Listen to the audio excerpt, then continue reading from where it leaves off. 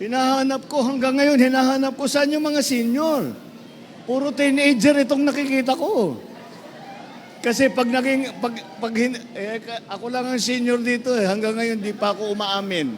Hindi ko pa tinatanggap yung senior citizens card ko hanggang ngayon. Dahil in denial pa rin ako.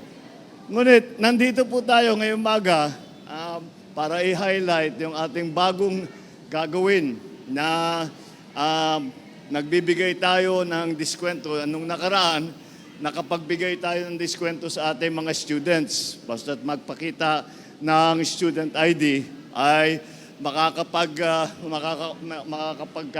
sila ng 50% na discount.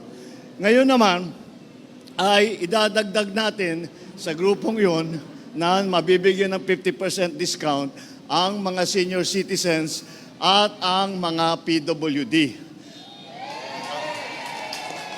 Ang makikinabang dito sa programang ito ay siguro mga 13 senior citizen, 13 milyong senior citizen at saka 7 milyon na PWD.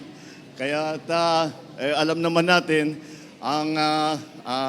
yan ang mga grupong yan, mga estudyante, ang PWD, mga senior citizens ay talaga naman kailangan ng tulong natin dahil very limited ang kanilang income. Kaya naisip namin, ito ay maaari natin gawin upang tulungan ang ating mga commuter na PWD at yung mga senior citizen na nandito kasama natin ngayong umaga.